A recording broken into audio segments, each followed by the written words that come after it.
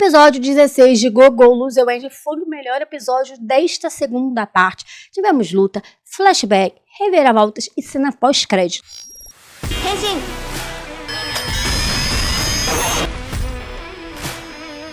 A gente vai ver que realmente o Di voltou para o mundo real, ele saiu ali da ilusão do Magatia e ele não ficou nada feliz com isso porque ele realmente achou que tinha como matar o Magatia, que ele ia conseguir, então ele estava bastante irritado. Mas aqueles dois policiais que já tinham aparecido, que estavam investigando o desaparecimento daquelas pessoas e tentaram prender o Chidori, apareceram na escola, até porque a gente sabe que a escola está ligada ao desaparecimento dessas pessoas, assim como o Esquadrão Verde chegou até ali, os policiais também chegaram e a gente vai ver que o Di vai assumir de novo a forma do Mickey e vai contar tudo o que aconteceu, né, que o Magatia tá ali controlando, que faz parte de uma ilusão e tal, que ele conseguiu voltar. Então ele vai explicando tudo, mas aquele policial mais novo, ele é irritante, ele não acredita, mas o policial mais velho falou que sim, que ele acha que realmente tem a ver, porque tem uma pessoa, né, um comandante que fugiu há muito tempo, né, que sumiu há muito tempo, que na verdade é o Gatou, então ele acaba relacionando, né, com o que o Di estava falando, além dele falar que tem uma pessoa que está desaparecida, que na verdade deveria ter morrido há muitos anos atrás, no caso há 4 anos atrás, que também fazia parte do Esquadrão Verde. Na verdade é o Akaba, que é o diretor da escola, que está ali se passando pelo diretor na escola desta ilusão. E aí a gente vai ver que a Kano Hizeo está extremamente preocupada porque o Sakurama sumiu e ele está procurando e não acha ele em lugar nenhum. E a gente vê que ela não quer perder mais pessoas. Eu acho que é muito um sentimento de potência, de todas as pessoas que estão à volta dela irem sumindo, morrendo, e aí a gente tem flashback de quando ela era criança, ela foi ali, né, pra festinha de inicialização na escola, a cerimônia que estava tendo, e acabou acontecendo um ataque de monstros, e ela perdeu os pais, ela se machucou, depois a gente vai até ver o Chikawa, pra quem não se lembra do Chikawa, é aquele Ranger mais velho que estava há anos ali, né, no ninho branco do dragão, que ele não conseguia passar na prova, então ele estava há muitos e muitos anos como recruta, ele era o recruta mais velho, como a gente viu, e ele acabou morrendo ali na prova final. Ele acabou protegendo a companheira para não morrer, então ele foi morto pelo Peltrora, então a gente viu isso lá na primeira parte, e foi ele que tirou, no caso, a Hizeo dos escombros,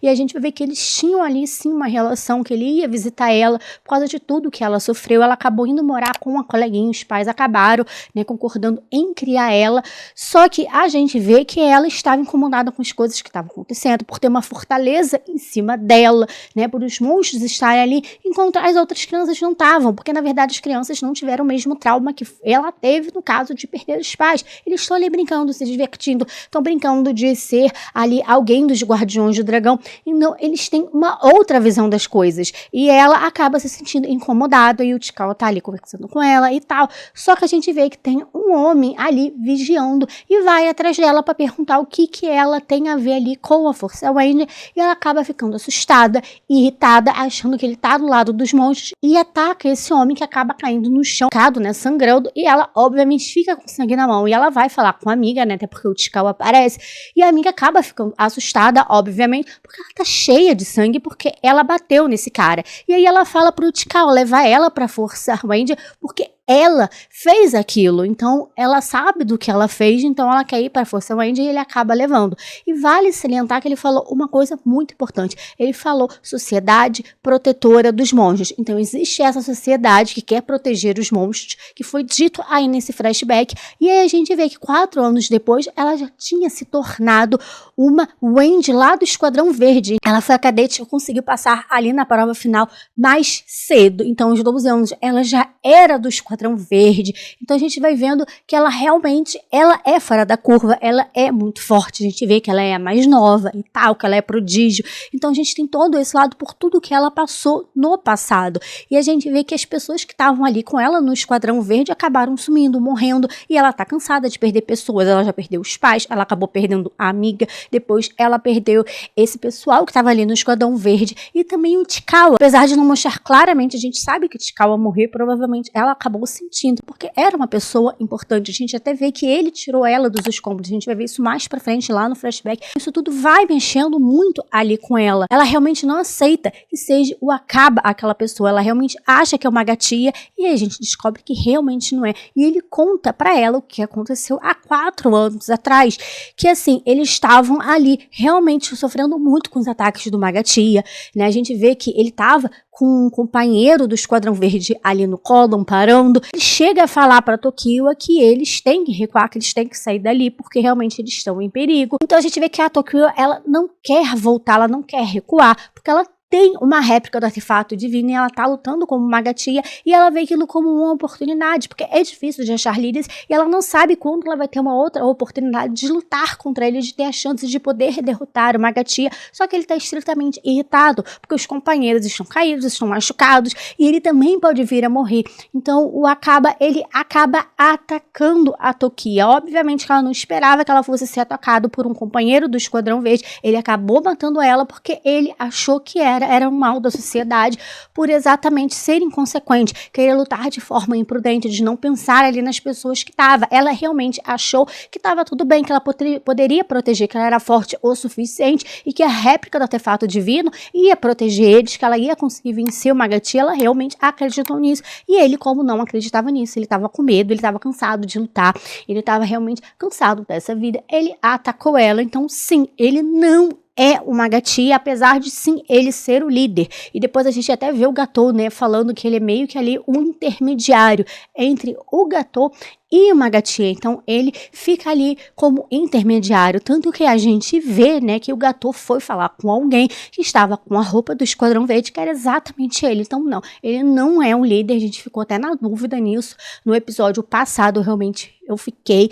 E aí a gente vê, né, que ela realmente perdeu as memórias. A Kanon não quer mais lutar, ela cansou de sofrer, de perder as pessoas que estavam em volta dela, e depois dele contar sobre isso, né, do que aconteceu com ele, do que aconteceu com a Tokiwa, isso abalou muito ela, e ela acabou virando uma estante comum. Ele estava tentando se aproveitar disso para matar ela, para dar um fim logo nela, só que obviamente o Chidori não ia deixar. Então ele utilizou exatamente esta arma, que é o remédio da inveja, exatamente para violar as regras e reiniciar, para assim, ele proteger, porque ele não queria que ela caísse no papinho dele, né? Ele falou, não acredita nisso e tal, o Chidori, mas mais uma vez eu ainda não entendo porque eles não colocaram o Chidori pro mundo real, porque de certa forma ele tá atrapalhando dele conseguir matar, no caso, a Rizil. Então eu não entendi porque ele continua ali, porque ele não é atacado, porque ele não é colocado pra fora, assim como o D foi colocado.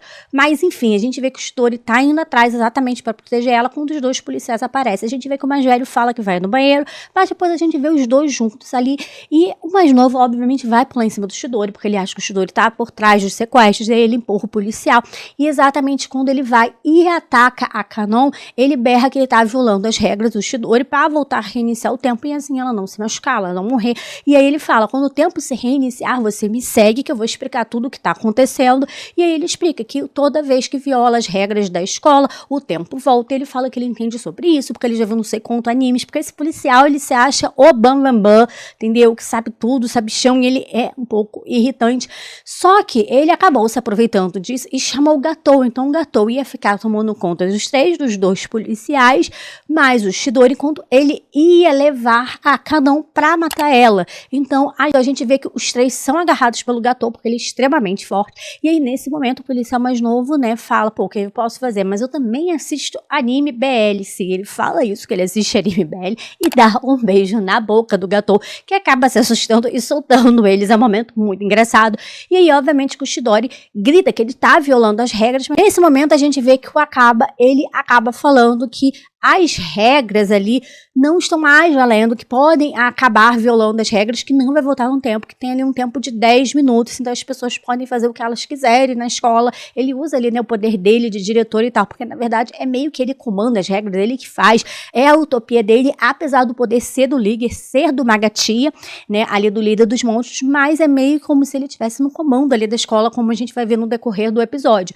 E ele se aproveita, obviamente, disso para conseguir matar, mas a gente vê que o policial policial mais velho, ele sai correndo e ele dá um soco na cara, né, do Akabe. Então a gente já tinha uma dúvida se ele era uma gatia ou não. Aqui não tem, porque ele fica com o olho roxo, a gente vê saindo sangue. Então realmente o Magatia, né, o líder, não ia se machucar tão facilmente, e ele vai e ataca. E a gente vê que sai aqueles negocinhos pretos, né, de quando os monstros estão se desfazendo e tal. E aí a gente percebe que na verdade não é o policial mais velho, e sim o desse. Sim, ele aproveitou que o policial mais velho foi no banheiro e ele acabou nocauteando para ele poder se transformar nesse policial mais velho para poder entrar de novo. Aí nessa ilusão, gente, eu não esperava que fosse o D aparecer aqui. Eu simplesmente surtei, achei muito legal.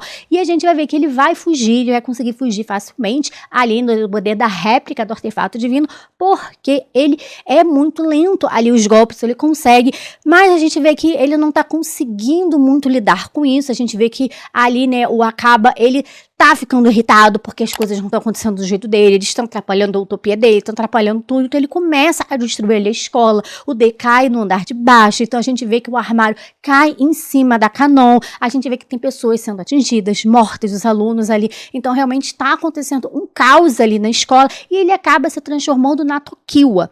Mas uma coisa que me pegou nesse momento é porque a gente já viu que o Ji, ele tem uma dificuldade ali de se transformar, não que ele não consiga se transformar na pessoa, mas assim, ele tem que ver a pessoa. A gente sabe que quando estava acontecendo ali uma das lutas, ali das finais, né, daquela prova final, ele pediu para o Uzubuko desenhar tanto o Tokita quanto a Canon. Só que a gente sabe também que o Ji já tinha lutado contra o Tokita, ele sabia mais ou menos como era a fisionomia com o Tokita, a gente sabe que ele roubou o artefato divino do vermelho e foi o Tokita que lutou contra ele.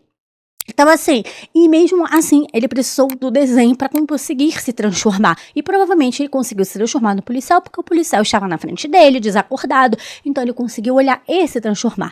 Apesar de sim, ele já ter visto a Tokyo antes, porque ele pegou aquele caderno com os ex-membros ali, né, do Esquadrão Verde. Mesmo assim, eu não acho que ele se lembraria o suficiente para conseguir se transformar nela. Então esse momento me incomodou. E ele saber, né, da ligação exatamente do Akaba com a Tokiwa, né, apesar de a gente saber, né, porque a gente tem essa informação que eles saíram numa mesma missão, eu não sei se o D tinha essa informação, se ele chegou ali, né, ler nesse caderno, mas essa questão dele se transformar na Tokiwa me pegou um pouco, porque já tinha sido mostrado que ele realmente precisa ver, ele precisa lembrar das feições para ele conseguir se transformar em alguém, e aqui do nada ele consegue se transformar muito rápido dela. Achei ruim? Não, eu amei que ele se transformou na Tokiwa, porque aí ele ficou mais e mais e mais irritado ainda, né, o Akaba, que ele foi mexendo com ele, até porque ele matou ela, e era exatamente essa a intenção do D, né, mexer com a cabeça dele, fazer com que ele ficasse irritado, que ele perdesse realmente a cabeça, era isso que o D queria.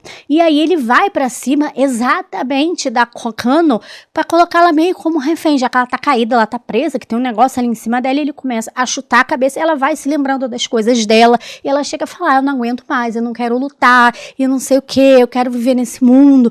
E aí a gente vê a mão, né, do Ichikawa puxando ela dos escombros, e a gente vê que ela acorda. E ele tá ali, ele voltou à forma do Sakurama, porque assim, gente, ele sempre volta na forma no momento certo, ele não é pego, porque ele sempre consegue voltar antes. É um pouco, obviamente, por questão do roteiro, mas mesmo assim, eu gosto muito das soluções aqui. Mas a gente vê que ela fala, não me machuca, diretor, não faz isso, não corra até em cima de mim, Sakurama. Só que como ela se lembrar do Sakurama, se ela tava desmemoriada? E obviamente que ele percebeu que ela tava mentindo, e ela tava mentindo, e eu achei assim, sensacional. Antes mesmo dela se proteger do golpe do Akaba, eu já sabia que ela tava mentindo quando ela falou o Sakurama, eu achei simplesmente demais. Ele vai pra cima, ela se protege, e ele solta ela, porque ela tá ali embaixo daquele armário, e eles se juntam pra lutar contra o Akaba, que tá irritadíssimo. Ele quer que o tempo acabe pra poder reinicializar, então ele sai pra fora da escola, ele começa a destruir a escola, ele já não tá nem mais aí, e o Gatou fica irritado, porque ali é um refúgio pro Gatou. A gente viu que ele vivia em combate, ele vivia lutando. Ele fazia parte do exército, e ele foi meio que um local de refúgio, para ele fugir daquele mundo que ele vivia lutando. Então ele foi pra lá exatamente para isso, ele não quer mais lutar. Enquanto ele vai vendo os alunos sendo feridos, ele chega a proteger alguns alunos, então ele realmente se revolta, porque como que o líder tá fazendo isso? Como que ele pode estar fazendo isso? E ele fica extremamente irritado, ele entrega a arma que ele pegou do Ji no episódio passado, para exatamente eles lutarem lado a lado, é como se fosse uma trégua temporária, para eles poderem lidarem com o líder, obviamente, para não conter a destruição daquele mundo, até porque o Akaba que é o intermediário entre o Gatou e o Magatia. Então a gente vê, obviamente, os três se juntando para lutar, para derrotar o Akaba. Eu achei estranho porque o Chidori e o policial mais novo não apareceram e eles estavam meio ali com o Gatou. Não sei se o Gatou nocauteou ele, bateu tanto neles que eles não conseguiram chegar ali para lutar, mas os três vão lutar, vão conseguir, porque na verdade fez uma bola em volta dele, né, utilizando a réplica do artefato divino do verde, exatamente para se proteger, porque faltava pouco tempo, então ele queria que reinicializasse o tempo. Então eles vão para cima, a gente vê, né, que o Zi usa ali a arma e meio que dá a entender que a Kanon realmente derrotou ele. Então a gente tem esse momento, né, que ela resolveu lutar, né? Ela fala que ela não vai viver nesse mais mundo ideal, que ela vai sim lutar nesse mundo podre. E ele fala, né, que ele só queria paz, o Akaba. E é um momento muito legal porque ele logo se relaciona ao verdadeiro Sakuraba. E o Zi fala, não, eu conheço quem queria paz, você não. Porque na verdade ele continua lutando. Ele acabou se juntando ao Magatia para viver naquele mundo, para fugir. Mas, na verdade, ele continua ali lutando, prejudicando pessoas. Então, na verdade, ele não fugiu. E ele fala que, então, tanto dos monstros quanto da Força Wind, ele é uma pessoa amargurada. Eu acho que ele escolheu um caminho que ele não queria lutar. Ele acabou se vendo aí nesse conflito. Então, ele tem ódio do mundo que ele vive e ele queria ficar nesse mundo ideal, controlando todo mundo, porque é muito fácil para ele. Ele se lembra de tudo que aconteceu, então ele tá ali no comando, ele é o líder, ele que inventou essa utopia, ele fica ali no intermédio entre o Gatou e o Magatia, então é tudo muito bom para ele. E a gente vê que ela fala a Kanon que quando reiniciar o tempo, ela vai atrás do Magatia e vai derrotar o líder. Ela tá com sangue nos olhos e vai querer ir pra cima dele. E nós temos a cena pós-crédito, que é exatamente do vermelho. Gente, eu fiquei chocada com essa cena pós-crédito. A gente já espera de tudo. Ele é um psicopata que não se preocupa com as outras pessoas. E a gente vê que ele tá numa negociação ali com o cara. A gente já tinha visto que ele tava indo numa cerimônia, né, pra ele realmente falar com os patrocinadores e tal. E aí ele tá numa negociação quando aparece aquele monstrinho que já apareceu outras vezes. E ele fica irritado por ter atrapalhado ali a negociação, então ele diz que tem que sair para resolver uma coisa e tal, e aí a gente vê depois ele no zoológico. A gente sabe que teve um ataque kaiju ali no zoológico, e um professor acabou morrendo para proteger os alunos. A gente vê vários policiais investigando, a gente vê uma mancha de sangue, e ele tipo nem aí com o que aconteceu. Ele estava irritado com o quê? Irritado porque vazou aquilo, né? Ele não queria que fosse exposto o erro dele, exposto o erro dos guardiões do dragão. Então ele liga para o chefe de investigação policial exatamente para reclamar, porque ele tinha vazado esta informação. Aonde lá se viu ele expor o ataque kaiju, expor as pessoas que estão desaparecidas. Ele quer saber o que o chefe ali de investigação quer, que ele não poderia fazer isso, expor os erros dele, e ele mesmo fala isso. E o próprio monstrinho fica, mas essa não é a questão, não é isso, porque não é. Pessoas foram mortas, a gente viu, né, que o professor morreu, isso não foram outras pessoas também mortas, a gente sabe que provavelmente pessoas foram feridas, e ele tá nem aí, ele fala que é outro ataque kaiju, ou seja, já aconteceu outro ataque kaiju em algum determinado momento, e ele não liga para o que aconteceu ali, para as pessoas que se feriram, para as pessoas que morreram, ele não liga para nada. E eu queria entender como que ele virou um guardião vermelho sendo desse jeito, porque ele é um psicopata que não se importa com nada nem com ninguém. Ele ainda joga ali um monstrinho pra cima em direção à Fortaleza dos Montes. E eu fiquei assim, gente, esse vermelho, ele é um psicopata. Eu muito entender sobre o passado dele, ter flashbacks, porque assim, como que ele conseguiu chegar onde ele tá sendo quem ele é? Como, gente? Sério, eu fico chocada. Ele não se preocupou com ninguém, com nada. Ele só ficou chateado com a falha dele, vazou, que as pessoas sabem que ele não esteve lá para proteger. E ele ficou irritado por causa disso, gente. Sério, já repeti isso, mas assim, eu fiquei chocada. Então, assim, realmente eles estão explorando esse lado psicopata, esse lado meio sem noção do Guardião Vermelho. E vamos ver se a gente vai ter aí, finalmente, o robô lutando contra o Kaiju, porque a gente sabe que vai ter o mecha, a gente já viu na abertura. Então, eu tô bastante ansiosa para esse momento.